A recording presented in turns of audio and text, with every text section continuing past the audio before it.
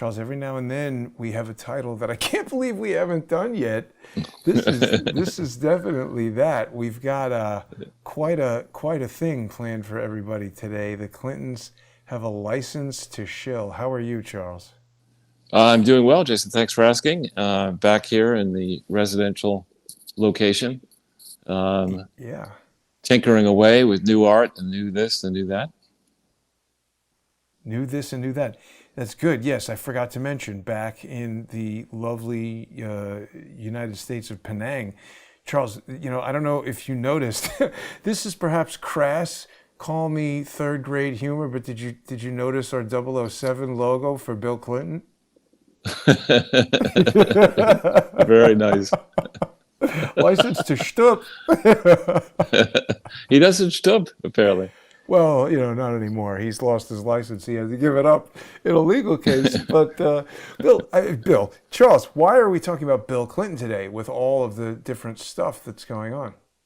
Well, I received word from a credible source that things are moving forward positively against the Clintons and these crooked foundations. And now I'm at a loss because I don't read the New York Times or traditional media anymore because it's obviously just fake.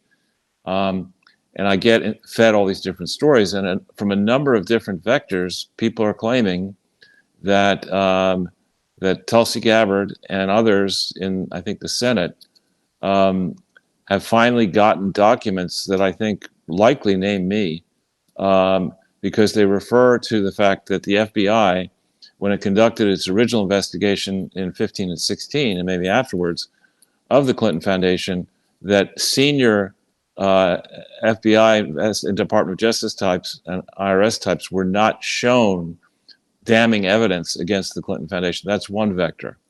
And for those who are new to the party, the Clinton Foundation didn't exist, actually, at the time of the original Memorandum of Understanding. A fact that somebody like Cheryl Mills, who, according to various accounts, was representing, as a lawyer, representing the Obama transition team. If she's such a smart lawyer, she had served on the board of the Clinton Foundation for years before representing, implausibly, as far as I can tell, a hostile party, that is to say, the incoming Obama transition team, in trying to think through whether a memorandum of understanding made any sense at all to, quote, protect the incoming Obama administration from any allegations of impropriety that may have arisen before or after concerning Hillary's simultaneous holding the highest foreign policy position in the cabinet while her husband, or life partner, we should probably call it, life partner in crime, continued to pretend that he was running organizations that didn't legally exist. So there are various reports that now credible investigators and possibly even the grand jury and the various parties involved in the conspiracy case in Florida may have now been given access to this material. And importantly, what this is going to show is, what did elements of the FBI know about the crimes? And the crimes were widespread at the time of the investigation in 15 and 16. Indeed, at the time that Hillary announced her second run, by the time she announced her second run in April, I believe it was, of 2015 for president, she was still one of the Class A directors, in theory, of the Bill, Hillary, and Clinton Foundation, which didn't technically exist. So a lot of I didn't know that at the time. I was pushing hard in 15 and 16 on it, but certainly people in the FBI should have known. And now people investigating this mess have a chance to figure out what was it, who was pulling these levers that simultaneously said, you know what, we have credible evidence of a widespread and longstanding criminal conspiracy to use fake charities to feather the Clinton family's nest, to feather the Democratic Party's campaign coffers. We have immense evidence of that that's real, that's still in the public domain.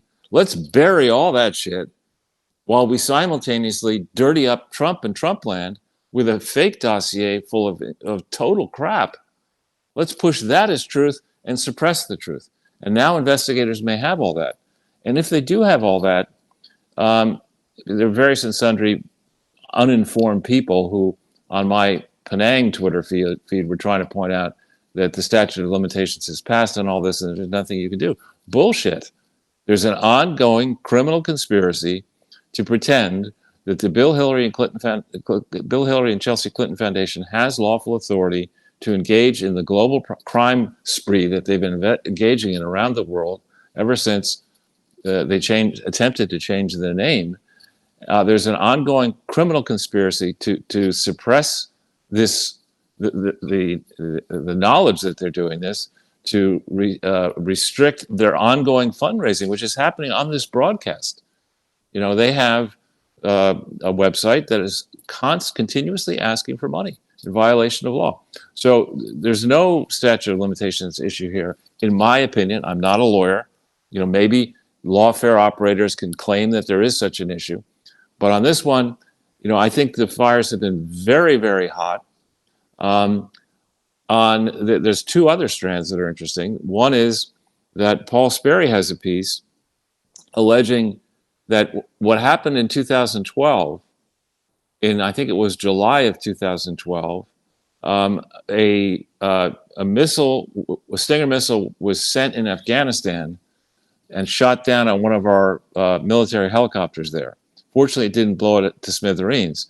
In recovering, going through what they found, they were able to get the serial number, according to Paul Sperry, of this missile, and they figured out that it was a missile that Hillary Clinton's State Department had transferred into the terrorists in Libya, and in violation of Congress. There was no authority to do this. The State Department had done this, and when this happened, according to Sperry, remember this is July 2012, Hillary Clinton and others went into furious overdrive to get these various Stinger missiles that they had transferred illegally returned. And the point person on that was Ambassador Stevens.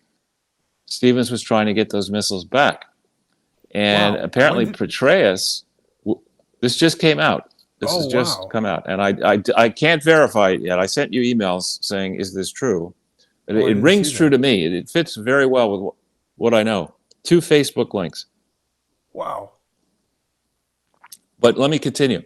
So why it rings true, you'll remember that Petraeus, they concocted this plot to get rid of him, that he'd been working on a memoir with a lover, and just, he opposed, apparently, the transfer of these Stinger missiles, and they did it in violation of his order or will as CIA director. This is, may have been one of the things that Hillary, illegally had been doing, likely, possibly in coordination with various Clinton Foundation people who had been set up in the Clinton Health Access Organization offices, I believe, throughout North Africa. So, there's that vector. Then there's a really amusing vector. I have some personal knowledge about Jim Comey through a friend, and we've talked about it before, who owned a townhouse next to a townhouse that was rented out to the judge in the Blind Sheik trial. And my friend liked to drink, and the Secret Service or the agents protecting this judge, whose wife insisted in living in a high level in a fancy townhouse. This is the judge who later became the Attorney General, Republican judge.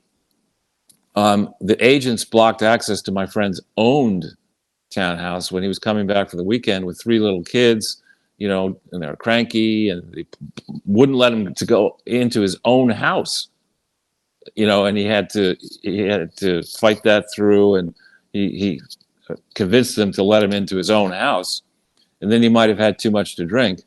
So later in the evening, he decided it would be a good idea to water the steps of his townhouse, and may have accidentally on purpose watered the agents. So they broke down his front door the next morning and tried to prosecute him, and it was Jim Comey who was doing that. And my friend gave me the complaint, and I looked at it, and I'm not a lawyer, but I said, this is ridiculous. And my friend was able to get Comey to drop it. Wow. So Comey is basically a vindictive puke, And now and he was, I think, promised a position, or he was promised the option of staying on as FBI director should Hillary have won. So he had an incentive to protect Hillary, and therefore a conflict, and he should not have been doing what he did do in 2016 at any stage in this, quote, investigation of the email server, in particular when he was using his own personal, unauthorized email account in this process. But the damning thing that has come out in a Joe Hoft article is that in trying to fight the current indictment, Comey's lawyers may have introduced evidence where they doctored a transcript to make it look as if, Comey was, the Cruz did not do an effective job of questioning him, but they may have doctored a transcript in a filing. And, this to me is more and more proof that these people who, particularly under Obama and under Clinton, but also under Bush, who get into these high-level political appointments, especially when they're lawyers, are bad at their job. I mean, Hillary is an atrocious lawyer, right? I mean, if you think about what she's done, she's got horrible political instincts as well. And yet the world's, the authorized bar groups and, the inside legal people put her on lists of being one of the smartest lawyers on earth. Barack Obama was sold to us as a constitutional law professor. He's a moron. He may be an expert on Kenyan law or some foreign law, but he's certainly not an expert on America's law. I could say that just as somebody who's, read a lot of legal materials and taken a few courses at various law schools. But Charles, doesn't this go back to what we're always saying, that they elevate morons and say they're great, they suppress people who are doing the real work and bringing forward the real truth, and they decide. It's exactly like my buddy Adam Sharp. He decides who gets an Emmy and who gets a lawsuit, and it's more than a thumb on the scale. He's putting his whole ass on the scale. And this is a process. This is a corrupt process that has been going on for a long time. I mean, the best analogy I can draw is to basketball. And in the case of basketball, when Larry Bird, a white, phenomenally gifted basketball player, Magic Johnson, a famous black player, and one of his chief rivals, is one of his fastest friends, which is really surprising. I mean, these guys were they fought it out for championships, and sometimes the Celtics would win. Is it Magic sometimes Johnson or Dr. J? Larry Bird made a lot of video games with Dr. J. No, Magic Johnson was one. Maybe also Dr. J, but Magic Johnson was a rival, more of a direct rival. And they do these shows. I've watched them. Where they go around the country and they talk about the rivalry. But once Bird retired, there were people in the black basketball community who said it was impossible to make Larry Bird one of the greatest of all times because he wasn't black. Whoa. And people like Magic Johnson rose to his defense and literally said, Larry Bird was my brother. Don't you dare say that kind of bullshit. So in basketball, there's which is a fiercely competitive sport when they're not rigging the games. We recently, I think it has happened. But in general, though, the basketball or professional sports, or you could take tennis, people at the top of their game in the finals, they don't want to walk over in tennis. They don't want the other person to say, I'm sick, you win by default. They want to slug it out. You want to see number one and number two go out there and do stuff that neither of them had ever done before. That's real competition. To have a political world where you can seriously pretend in 2025 that Gavin Newsom and Pete Buttigieg, are legitimate contenders to run for president in 2028, that these are the leading contenders. Throw into the mix the fake Indian Elizabeth Warren. I mean, and other people in their 80s who want to run for president again. I mean, it's just complete bullshit. And I think the American electorate understands that. We don't want on the right to see Jeb Bush, low energy Bush, trotted out there, or Mike Pence, who has the nerve to suggest that he might run for president in 2028. He'd be lucky to keep his opportunity to go unchaperoned to a Boy Scout meeting.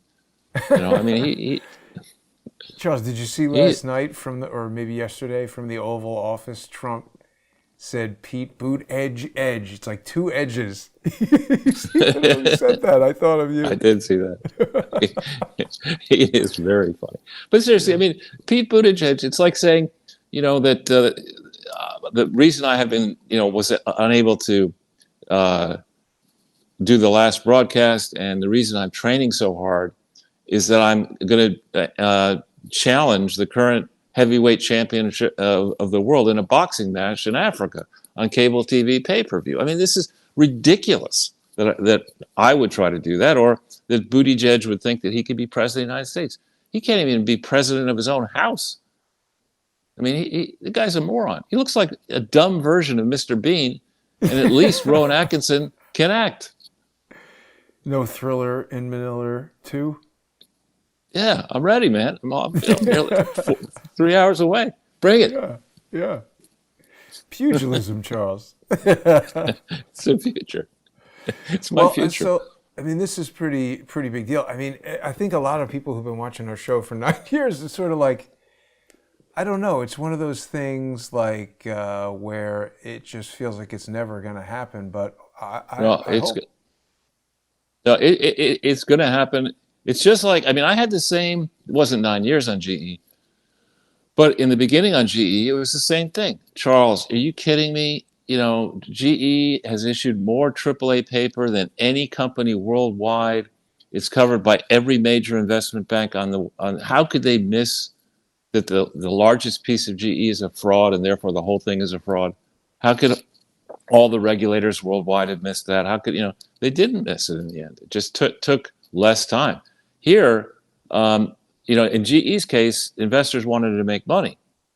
With the political system, donors want to make money. They want to steal money. They want to give the politicians less money than the politicians give them back. That's the game. And Republicans are involved in it. Democrats are involved in it. Independents are involved in it. And, GE's case, we were only talking about $1 trillion. Here we're talking about, perhaps hundreds of trillions. And a lot of people at the tail end of their lives not wanting to spend those, the tail end of their lives worrying about protecting their tail in prison. So there's leverage. People believe, Comey believes he has leverage. Brennan believes he has leverage.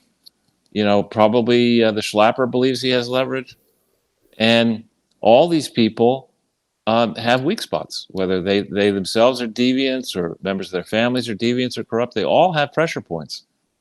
And so, it has taken quite a pathway to get to where we are. And we will see. We soon will see. I mean, I'm very much encouraged with the opening revelation. And, it's a matter of public record. You can go and look in the tax court, look up Doyle and Moynihan, and you will see that there is progress there.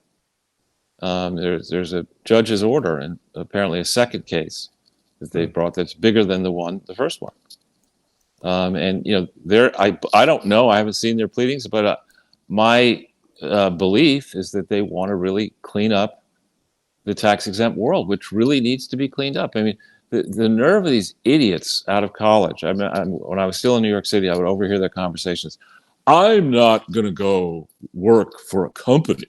I'm not in the for-profit world. I'm in the not-for-profit world. I'm working on, feeding, creating new lice embryos in Uganda or whatever they're doing, or reusable menstrual pads in Tanzania with the Clinton Foundation. But, and that whole world, it has not been policed, by design has not been policed. It's how both political parties siphon money in violation of campaign finance rules. Charles, I mean, This is the website that is always asking if Superman can beat up the Incredible Hulk. Someone has a question here. What's the real reason John Moynihan and Larry Doyle did not release documents from their investigation of the Clinton Foundation to the House Oversight Committee? Well, because they didn't trust Democrats on that committee. And you see that now. It's a great question and a perfect lead into this news about Michael Wolff. Michael Wolff is a wholly discredited partisan fuckwad who has written multiple books. It's technical terminology. No, he is. Over people's heads. No, he's a fuckwad. I mean, he's written umpty books. He gets paid off to write these books that supposedly, they're critical of the Clintons, or the Clinton now critical of Trump. Insider Washington Tales. And so he somehow was involved in discussions with Epstein, which the Democrats on some committee have now released into the press, and predictably, morons like Caitlin Collins, I dealt with her, is an idiot. She's not a journalist. She's just a paid hack. Who knows how she got her job, how she keeps her job, but they're running with this story that snippets of conversations between Epstein and Michael Wolff have now been released into the public domain, where they talk. Victim one is supposedly Giuffre, or however you pronounce that name. Yeah. And they're trying to say that this shows that Trump was involved in, knew about and was involved with Epstein Adventures. And what the actual transcript, which is available and which other responsible journalists have put out there, shows that Giuffre said nothing of the sort. So this is wholly irresponsible. But even the email there, doesn't it just say, "Oh, Trump was in the house with her for hours"? Like, what is that necessary? I mean, you can be in the house with a person. She under oath, was asked about that, and she says Trump never did anything to her. Exactly, and so to put this kind of bullshit out there, as if you needed another reason to tear up your cable tie and to cut your subscription fees with legacy media. This is yet another example. I mean, I don't need this evidence. There's more. I knew. You tell me why Michael Wolff said something. I'm less interested in that than Nancy Pelosi said something, and I certainly don't want to hear that. This is the same dope who said that Epstein introduced Melania to Trump, and then Melania sued him and said no. And this is the Comey, Brennan, Abby Lowell, litigators at Clinton litigation approach. Everyone knows that the bottom half of the class is a large number of people in school. There are a lot of very stupid people out there who don't really care about evidence, may not even understand the issues, traffic an uninformed opinion. And these lawfare operatives understand that you can send bullshit into the public domain, and a significant percentage of the electorate will believe in the bullshit. Witness Barack Obama being president for 2 terms. I mean, he's a moron. Now, wait a minute, Charles. Right? But this says Wolff is suing Melania over the Jeffrey Epstein threat. The legal action accuses the First Lady of trying to muzzle Wolff by threatening him. Wait a minute. He sued her for threatening to sue her? What is the cause of action there? I don't know. No, I mean, Michael Wolff is one of these guys. He's, I think he's based in New York. And he's got, these people with Trump derangement syndrome love him, fund him, honor him, invite him to dinner parties. And there are a lot of desperate people now. It's one thing to talk about, if you're going to, if the government's going to go after you when you've done nothing wrong. It's yet another thing to know that you've been engaged in a criminal conspiracy, that you've tried for decades now to cover it up. Think about this. We have a book. I have so many books here. I don't want to try to get it out now, but there's a book by a former senior level person who was in charge of multiple presidential libraries, including the Bush Library, the Clinton Library, and others, detailing in that book, though he doesn't realize it, criminal behavior. How presidents, Bill Clinton approached him and said, "I'm working on my book. I need to have some stuff that's in your library. Can I take it out of the library and use it?" You have Sandy Burglar going into the National Archives and stealing documents in his pants. I mean, he wasn't doing that for fun. This was the former National Security Advisor of the United States. He knew what he was doing was wrong. What was he trying to cover up? So we don't really know, we do know, frankly, that we don't have all of the records of the presidency of Bill Clinton, George H.W. Bush, and Ronald Reagan. We definitely, the public has never seen. We know that W. Bush destroyed a whole bunch of records. And the presidential library of Barack Obama hasn't even opened yet. And by the way, when it does open, it's not going to store any physical records.